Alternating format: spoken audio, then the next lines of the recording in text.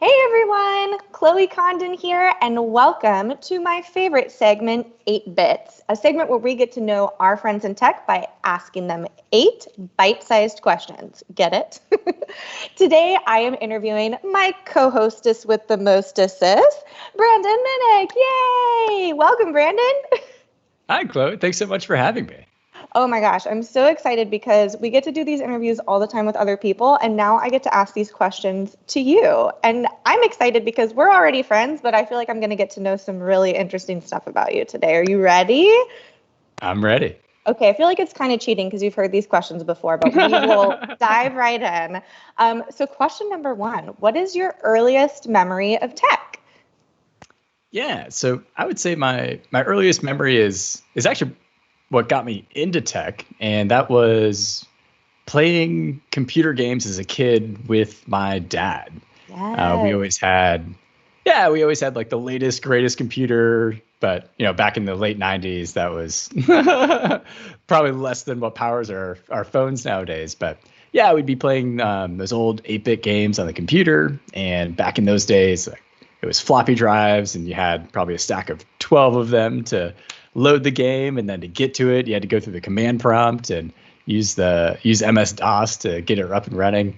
And that's really what sparked my love of computers, and it essentially led me to be the developer I am today. And your dad has a really cool job, right? He kind of works in the creative tech space as well. So my dad, he is now a consultant. He worked at Disney for the last 20 years or so. But yeah, his last job at Disney, he was the director of worldwide safety and accessibility. So anything from like OSHA requirements for protecting workers to wheelchair ramps to having accessible movie theaters for the blind or the hard of hearing, all of that kind of fell under his purview. And he's since retired from Disney, but he's still doing that as a consultant on the side. So yeah, if anybody has any questions, or maybe you run a theme park and you'd like to get an audit done, check out Robert Minnick Consultants. I have been playing a lot of Roller Coaster Tycoon, speaking of video games, so I feel like I need to call up your dad and ask him some advice on making sure that my Roller Coaster Tycoon theme park is accessible. All right, so question number 2, what is the last piece of tech or hardware that you bought? Oh, man. So this one, it actually might be this right here with this microphone. Because, oh, wait, nope, I take that back. Do old school video games count as tech? Absolutely, they count as tech. What old school video game did you buy? I'm so excited.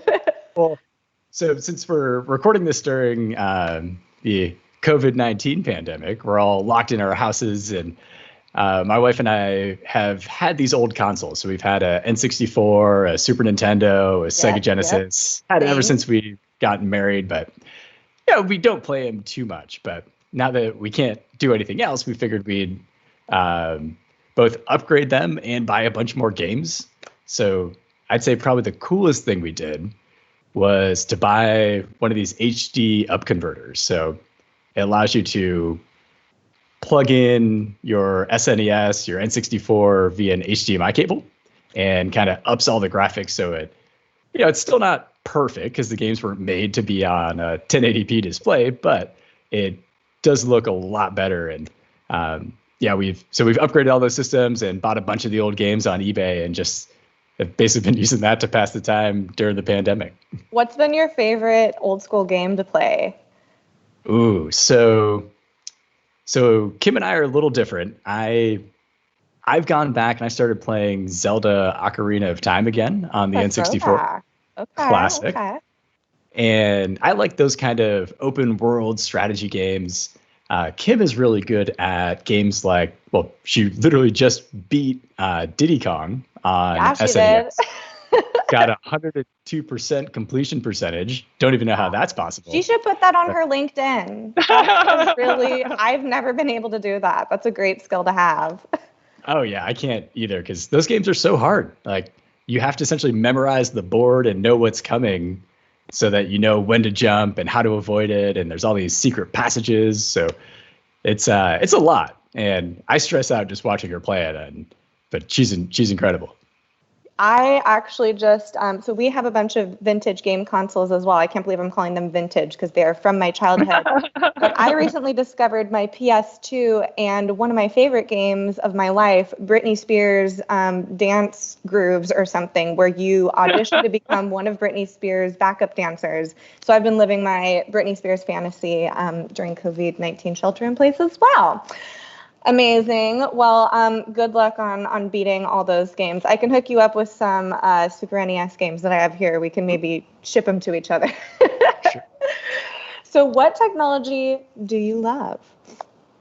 Ooh, well, I've been a long time Xamarin developer, and I guess I don't know how long time gets counted, but at least as long as Xamarin's been around, and I'm still doing it today. I've got a couple of apps in the App Store that I've made using Xamarin, and that's basically what I like to do in my free time. Is I'm that weird guy who spends all day at work writing code and then can't wait to get home and write more code. And Xamarin brought you to Microsoft too.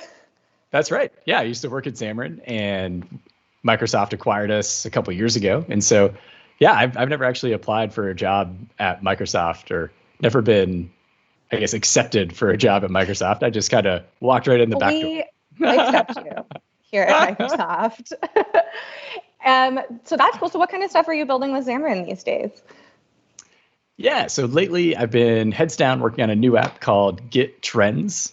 It's kind of a play on words for GitHub. And it's top in the App Store, isn't it? Isn't it kind of trending these days? No big deal, but yeah, it reached, I think the highest it got was number 31 in the iOS App Store for developer tools.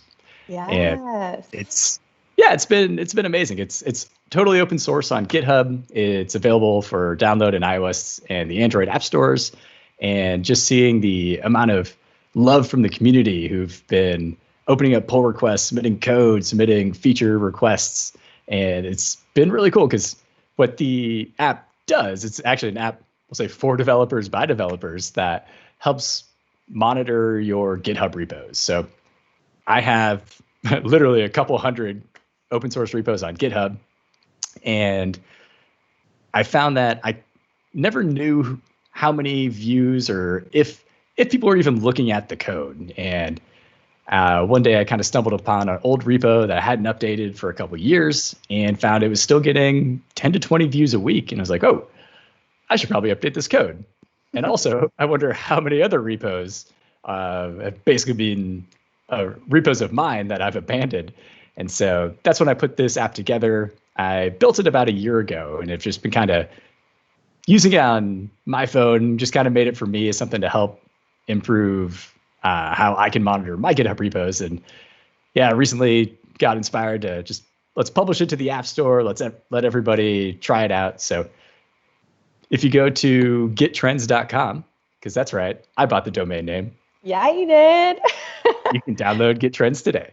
And it's kind of like a nanny cam for your GitHub repos. It's like keeping an eye on it, sending you a little report of what's going on. I love it. Consider getting the domain nannycamforgithub.com. But think about it. GitHub. So what technology do you hate? Always an interesting question. Oh, man. I mean, we'll just say I love technology. I love geeking out about all things. Hate's a strong word, but I probably, in my field as a developer, so I use C#.NET, big fan, but I don't ever want to use JavaScript. And it's not saying that that's not saying that other people shouldn't, but there's I found that I rely on a lot of things in C#, like the type safety, and have a pretty advanced knowledge of it after using it for 10, 15 years now. And so it's tough to go to something that doesn't, where you can just say like var my object equals, and then you could make that a string, and then you could say my object plus 3 is a new variable. And how you can add a number to a string, I don't know. But languages like JavaScript let you do it. And that just kind of breaks my brain. Well, I'm really glad I didn't wear my JavaScript yoga pants today. Instead am wearing my Microsoft yoga pants. So, I just kicked a robot. But I'm really interested to see what the comments say on this video, Brandon, because I follow some very passionate JavaScript developers.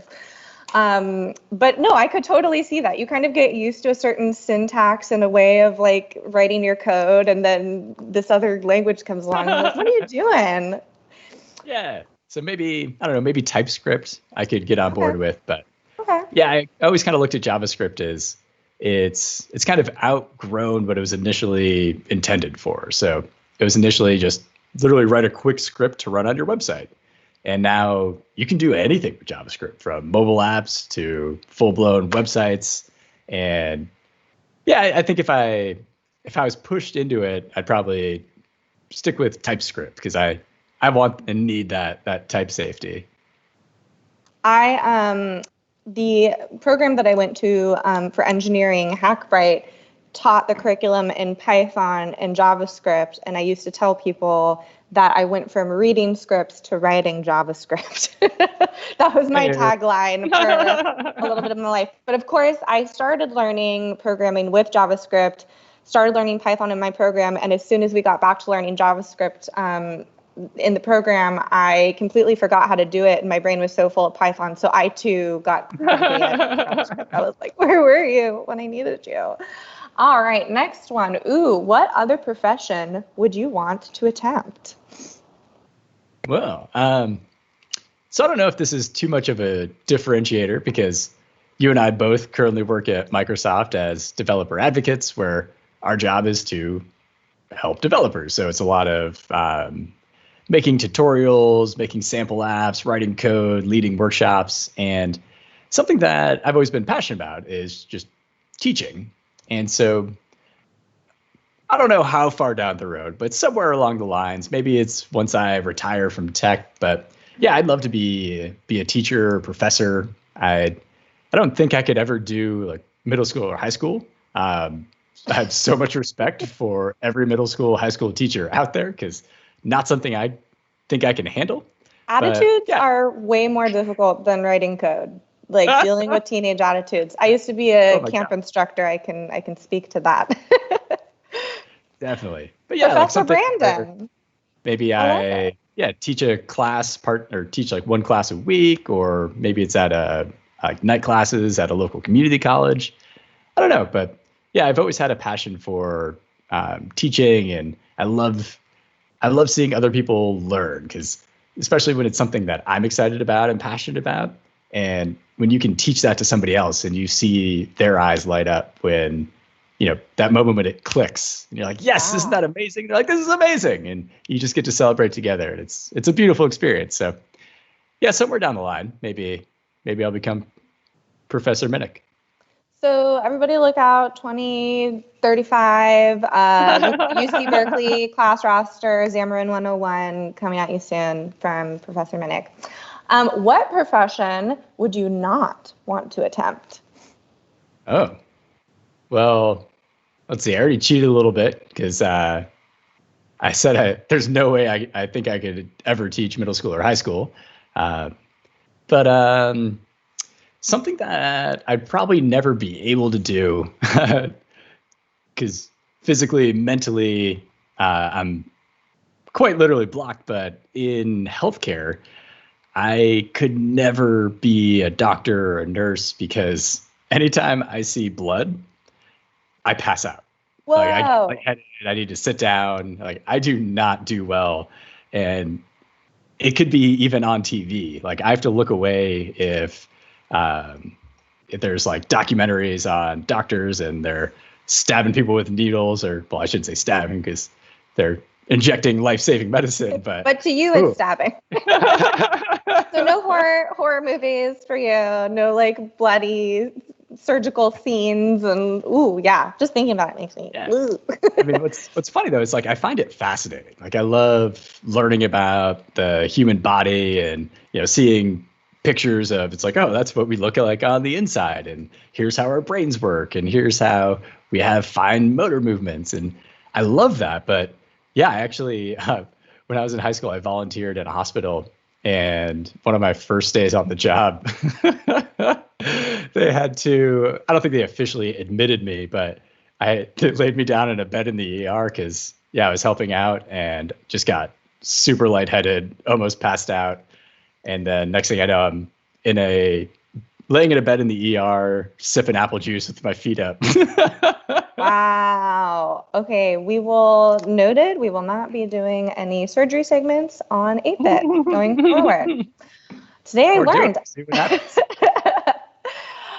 Let's see. Ooh, I love this question. What technology do you wish existed from film or television? So we're talking like holograms, we're talking video phones. I guess this kind of exists, but what would you like to see come to reality? Oh, I mean, I love traveling. I mean, my Twitter handle is literally the code traveler. So if there's two things that I love the most, it's writing code and traveling. I would love teleportation to be a real thing. Ooh, yeah. Because, I mean, we have it pretty good nowadays. If you think back to the time before planes where you had to take a 3-month voyage across the sea to get across the ocean. But I mean, still, long haul flights. I've been on a 16-hour flight to Sydney, and well, it's not terrible, and it's only 16 hours instead of 3 weeks. It would be so much easier just to be able to just walk through my teleporter, and there I am. I love it. Also, you don't have to deal with any social distancing. Like it could solve a lot of problems for us in the travel industry right now. There you go. I love that. I also like the idea of not having to wait in any lines. Like I really enjoy traveling as well, but lines drive me crazy. Of course, if you've ever been to the music festival Outside Lands in San Francisco, I don't go anymore because I call it Outside Lines because I felt like I was waiting in lines the whole time. So I feel like even if there was a teleportation device that could like hold my place in line and then I could like go home and chill and come back, it'd be a perfect world. I love that. That would be nice. Yeah, travel has so much waiting involved because you got to be ready for when the plane boards. So you got to get to the airport early, and you don't know what security looks like. So you got to get there even earlier, and you got to check a bag, and then you got to get there earlier for that and wait in line for that. It would be so much nicer if you could just show up. All right, and now for question number 8, and this is kind of a unique situation because I'm very good friends with Brandon's wife. What's the I'm gonna start over. Okay. All right. This one going.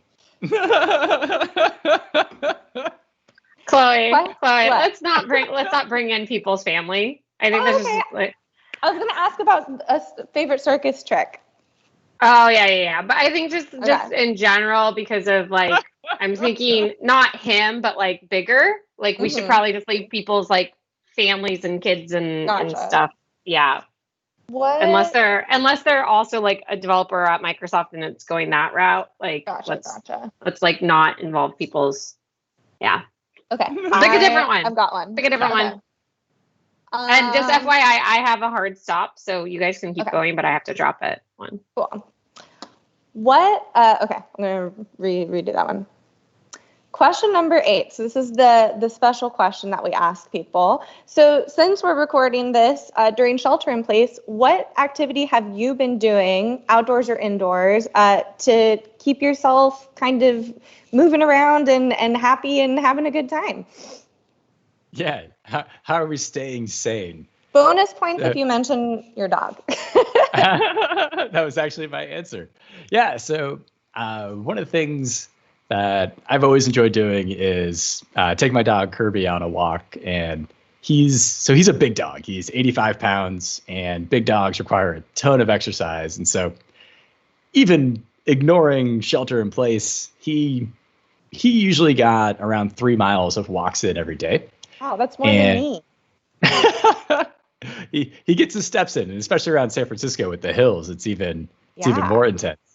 But yeah, so I've been using that as a nice excuse to basically 2 times a day we go on a long walk, usually about an hour.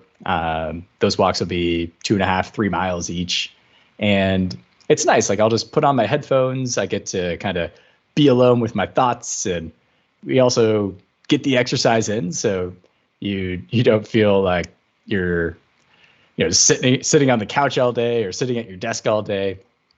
And it's also just nice to be able to go outside. I mean, it's not the same outside, but wearing a mask, kind of distancing from people in our neighborhood, as if we see 2 people coming at each other on the sidewalk, we'll usually, one will shift to the road because it's kind of a quiet street, so we don't have a lot of traffic, and we have the ability to do that. But aside from all that, yeah, it's always nice just to kind of get out, you kind of clear your head, and get in lots of exercise. We live right on Mount Sutro here in San Francisco, and so there's lots of hills, lots of elevation, and even just in a quick 20-minute walk, you can get your heart rate up good to get in some decent exercise.